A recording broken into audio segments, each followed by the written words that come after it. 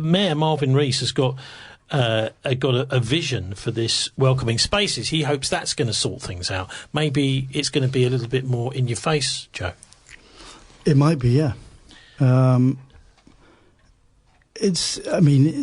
Riots tend to happen in the summer, don't they? So maybe next summer we'll see things bubble up. Now, we've got a history of rioting in Bristol. This is what I'm coming around to talking about now. We're going to be hearing from you about the Anarchy, which is a medieval thing. We've got 10 great Bristol riots, or terrible Bristol riots, you might say. 1793, the Bristol... Do you want to... I mean, I don't know how much you know about these, but do you want to talk a little bit about each of them as I reel them off? Well, I mean, I don't have a huge amount of knowledge about the riot, but sort of the Anarchy... talk about that first then, because that's before this, isn't it? So, I mean, we're talking about parks. I've been talking about Castle Park to you before, and St James's Priory, which is the oldest building in Bristol, founded in 1129, tucked away behind the bus station opposite Broadmead. And so this is that world of the 12th century where you had a civil war, you had a breakdown of royal authority basically after Henry I died in 1135, and this was connected to a succession crisis because his only legitimate male heir had died in a ship disaster back in 1120, and this led on to a period of almost 2 decades where you had the barons, basically you had psychopathic barons, warlords, basically. It's a world of warlords fighting each other for power, and yeah. So I mean, this wasn't a period of kind of popular riot. I mean, just think about the feudal system that was operating at the time, where you had where the king would do basically was to dish out land to various gentry, aristocrats, and say, well, I mean, I don't know, maybe that's a later term to use for them, but it was a pretty much a strict hierarchy. Like, this friend of mine is in charge of one county, another friend in another county, a Duke of Sussex, Duke of wherever. And once the royal authority is gone for whatever reason, then of course these lot kind of factionalise and then start to battle for control. Yeah, and that's what happened when Henry died in 1135. He had wanted his daughter Matilda to take over, but the barons, were wary of a woman coming to the throne. And so Henry's nephew, Stephen, slipped over the channel, because that Anglo-Norman world was obviously England and northern France. He came over the channel and, aided by his brother, Henry of Blois, who was the Bishop of Winchester, a very kind of worldly, corrupt ecclesiastical figure, and took the throne in 1135, but wasn't able to dominate the barons in the way Henry I was. So you had these constant rebellions he was trying to suppress, and then Matilda, supported by her main military backer, who was Robert, Earl of Gloucester, the man who built Bristol Castle, built St James's Priory. They come back over in the late 1130s to try and take the throne, and then you have this long period of civil war between the two main parties. The Angevin cause in the west of England, centred on Bristol as the stronghold, and then Stephen in London in the southeast. And there's a great quote from the Peterborough Chronicle, which talks about, I've got it here somewhere. Never before had there been greater wretchedness in the country, and they said openly that Christ and his saints slept. Well, you know what? It sounds a little bit like an earlier version of the Wars of the Roses up north. If you've got this kind of east-west divide in the south, people battling for control, we had something very similar, didn't we? A couple of hundred years later.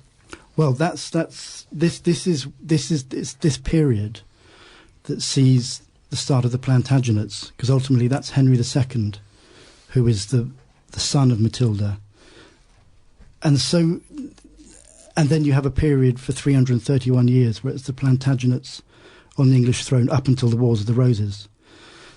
So in a sense, it is Bristol's strategic importance that secures the Plantagenet dynasty that then rules England for 331 years. I think there has always been this sort of rivalry, even today, between Bristol in the west, the two ends of the Brunel's railway line, and London in the east. The Bristolians think they can do it better than the Londoners think they can do it better than the Bristolians. Yeah. We've also got our little powerhouse, the Merchant Venturers here, that was set up in medieval times to control the trade in the city. It's like kind of the merchants that ran the city, that owned the city, that the city was run in their interests. This all really starts in this period because it's through Henry II. So Henry II is actually educated in Bristol in 1142. He comes to Bristol Castle because it's his uncle, Robert, who controls Bristol, controls huge swathes of the west of England. And he's educated here. And then he has lots of connections to Bristol and a fondness for Bristol, I think. And it's when he becomes king that you get the wine trade with Gascony, because he, through his marriage to Eleanor of Aquitaine, part of his kingdom is this whole swathe down the west of France. And so that's when the wine trade starts. The wine trade becomes the main driving force for the Bristol economy in that later medieval period. Okay, so how did it pan out the other door? I mean, basically London won, didn't it? Eventually, London became the centre for trade. Actually, Bristol's, it's very different. I mean, London's got much more of a capacity as a port, but Bristol was, I suppose, a military port, better defended because of the natural gorge between us and the Bristol Channel. I suppose at some point it may have been that Bristol could have become the capital of the UK or the capital of England. Yeah, well, even back in the 12th century, it was one of those second tier cities. So you had London and Winchester were the main urban centres, and then already, even though Bristol only started in the late Saxon period, you had it was along with Norwich, York, and Lincoln, one of the most significant centres. I suppose we weren't quite close enough to the continent, really, to win out against the Londoners. Yeah, I guess the Thames is. Yeah. Okay, so how did this affect this? You're talking about the anarchy. What do you mean by that? That was just the period. Well, that was it. That was the term lawlessness given to that period by 19th century historians, because it was this breakdown of order, and then ultimately Henry II comes. Well, what happens is that everyone's exhausted by these years and continual fighting, and the fighting is often based on sieges. There aren't many big battles, but it's people in castles, and then you're surrounded, and these sieges go on for months, and it's often a kind of stalemate. But ultimately, Stephen's son dies, who may have inherited the throne, and he basically agrees to hand it on to Henry, who's this up-and-coming thrusting figure who's now coming over the channel and attacking him and is the coming force. And then Henry II's whole reign is based on restoring the order of his grandfather, Henry I. I suppose in those days everyone kind of knew who was in charge. It was quite a strict hierarchy. Nowadays it's a bit like where we've got this kind of deep state. They're kind of hidden behind the veil. a very different world to in the medieval times, and people knew who they were following. They knew who was in charge. It's one of those sad things about losing Jeremy Paxman off of the BBC. It's a question every few weeks he would pop up. Yeah, but who's in charge? And that was much clearer in those days, wasn't it? Well, it was clear because your village was burnt down, and you knew who was in charge, because it was a very brutal world, and this was mainly a struggle between elites, but the peasants who are working the land were just collateral damage, and you would try and knock out your rivals' economic base, and that was the crops, and that was the people working the fields. Well, hey, your rival's economic base is being knocked out, folks. You're being driven into debt today. The elite, you are their rivals. Anyhow, just to run through the list of riots, because I think it's quite a nice little thing to pull together, actually. Thanks for doing so. Which is 1793, the Bristol Bridge riots. That Bristol Bridge we were talking about earlier being closed off now. It's the reason that Bristol's here, that bridge. Now people, if they drive across it, they're trapped, and they're sent a little letter. Sent a little letter in the post. Here's £120 fine or whatever for driving across our bridge. I thought we had a civil war to get rid of these tolls. Fought that with Oliver Cromwell, etc., and afterwards they didn't have the tolls anymore. But anyway, and also then there was the 1809 New Cut riot. That was more a massive drunken brawl. That one. That was the workers who dug the New Cut, and they had a celebration at the end of it. Oh wow! And everyone got off their faces, and it was the Irish workers against the English, and they had a big punch up. Then the Queen's Square riots. Now these are, in fact, you can, if you go to the City Art Gallery here, get a postcard of the burning of Queen's Square. So what was behind that? Martin may know more than me, but this was about the Reform Act not going through Parliament, which was going to extend the franchise particularly to the new industrial cities, and it was brutally put down in Bristol. Many people were executed. Well, things are different today. It's almost like your vote doesn't really mean anything. Everyone's got the vote, but it doesn't actually change anything very much. Martin, you got anything to say about that? There's a long history of armed rebellion in Bristol, rioting and so on. It was the second city of the country. So, London's got a similar history. So it's not that surprising. This is where things happened. So the Kingswood miners used to march down into Bristol in the 17th century and demand, various things. So, and then, of course, they used to march down the hill, and the property classes would be freaking out when they arrived in the centre of town.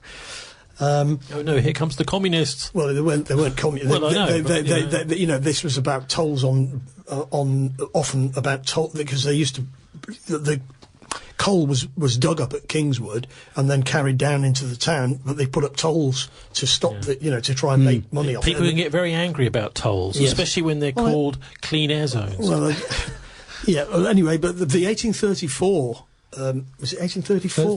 31 riot was very interesting because it was on the back of agitation. So there was lots of agitation in urban areas, including Bristol, about trying to extend the franchise, and it wouldn't have been extended very far. I mean, the Act was passed in 1834, I think, and it just gave slightly less wealthy people a vote, but it was still a tiny minority of the population. But it was opening the system up. That's how it was perceived at the time. And, of course, the French Revolution had happened, so there was a great deal of resistance from the property classes to allowing anybody else to have a say, because it was regarded as, well, where are we going to end up? It's going to be like France. So, anyway, there was quite a lot of radical agitation here in Bristol, and some big knob from London came down in his carriage, and that allowed the agitators to start throwing stones at his carriage. I can't remember all the details. People can look all this up online. And that started the riot. And in those days, of course, there was no police force as such to deal with a riot. Yeah, there were there were local constables, but they were very like part-time coppers. Now they weren't permanently employed, or if they were, they weren't. No one was following their mobile phones. No, and there was also the militia.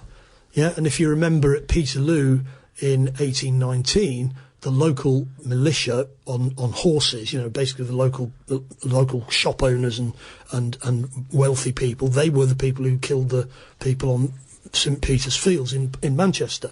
So this was later than that, so there was a potential for that to happen. And the guy was actually in charge of the militia here in Bristol because he sympathised with the goals of the rioters, and also because of what had happened in Manchester. He didn't go in and put it down. Did they not? I thought they went into Queen Square. They did go into Queen Square, but he could have stopped it. But he was subsequently put on trial for not putting it down, and he actually committed suicide, shot himself. Oh, really? As a result of all of this, because he was put in a very impossible position. He was sympathetic. Someone who did take an active role was Brunel, who signed up as a special constable. Yes, indeed. So in other words, the propertied classes were pretty freaked out. And they were pretty freaked out because in actual fact it was a very uncontrolled riot. It started off as a riot about, we want more democracy, inverted commas, but it turned into, they broke open the prison. Yeah. So they broke into the prison and let everybody out of the prison. And once you've done that, and the militia, led by this guy, Colonel Beresford, something his name was, I think, he didn't intervene, and so the whole thing just snowballed out of control very quickly. And they burned down all of the houses around Queen Square, all the posh houses. They sacked the cathedral, and all the rest of it. Martin is grinning as he's saying this. Delight in his face. Grinning with delight. Well, I mean, it's not really delight. In actual fact, what happened was nearly 200 people died. But there were mostly rioters killed by other rioters by accident. So the looters were trying to loot Queen Square, but the arsonists were trying to burn it down. And because they were throwing petrol bombs and stuff to try and burn everything down, the people who were looting all got burned to death. No, they didn't have their ducks in a row quite there, did they? Well, exactly. So in other words, the sort of anarchist movement in Bristol likes to think of this as some kind of great festival of the oppressed. Well, it was actually a total mess-up. Disorganised. All round. And of course, in terms of getting the vote extended, the property classes clutched their pearls closer to their chests, and it probably put back real reform of the voting system by a generation. So Joe, it's not necessarily a positive. Although they did, I mean, the Whigs did introduce. Well, they did in 1834. Reform. They did reform it. Yeah. So, yeah. And that's partly because they were. I suppose you could argue it was 32. I think it was. Yeah, we've got to do something about this. But nevertheless, most of the rioters wouldn't have been people who would have been able to vote with the reform anyway. No, they were way outside the political system. Coming back to St James, I heard that a lot of them were from the St James district. Yeah, near St James's Priory, because that was by that point a very poor district of Bristol. Yeah. All the wealthy had gone up to Clifton. That's kind of disappeared, St James's district, though, isn't it? Apart from the Priory, because it was bombed in World War II, I think, and then a big road driven through it. Or is it the Bear Pit, actually, I think? Built the Bear Pit is St James Barton. But anyway, from this, going back to 1831, weren't there also quite a lot of consequences, trials and executions and things? I think dozens of people were executed. There was serious, retribution. I think, and Bristol was under a kind of military control for about 4 months afterwards. It was the biggest riot in terms of death ever in this country. And it's the only time that things happened in Britain which is similar to what took place in France in the previous generation. So there was this, no wonder the ruling classes were biting their fingernails. And it was a period of revolution in Europe at the time. That's right. In 1830. So, all of these things were underlying all of it. And Bristol was an important place. I mean, it subsequently lost its place in the hierarchy to places like Liverpool and Manchester and the northern industrial towns, because Bristol did have industry, but not in that kind of scale. There was a textile factory, a cotton factory built in Barton Hill, which is why Barton Hill exists, and there was a lot of mining. But it really didn't. That kind of industry wasn't really feasible in Bristol. Yeah. Now, it was much more feasible in South Lancashire. I'm trying to figure out how this fits in with Chartism. Was Chartism after this? Chartism from the 1840s. Right. Okay, but it's linked, isn't it? Because it's all about, look, hang on, you guys are just running the country in your own interest, and we're starving and cold and dying. And I'm wondering whether there aren't some echoes today with all of this. Anyway. It was a very tumultuous period, that decade of the 1830s, the start of the Victorian era. And one link, I just want to make this quick link to St James's Priory, because it's this thing I find fascinating, is that you had St James's Fair, which goes on from the 12th century. There's the charter giving St James's Priory a fair, and it goes on all the way through from the 12th century, pretty much every single year, until 1838, when it's ended because it's seen as this, congregation of vice and debauchery. Oh no! And they get the early Victorians get rid of it. Yeah, I saw the same. I remember we were living over in Oxfordshire. They had the Forest Fair one of the big, I can't remember the name of it, one of the big houses, I think it's Wychwood Forest, and a massive fair once a year. And the same period, there was just a decision was made, no, we're going to stop these forest fairs because it attracts, crime and this sort of thing. Person.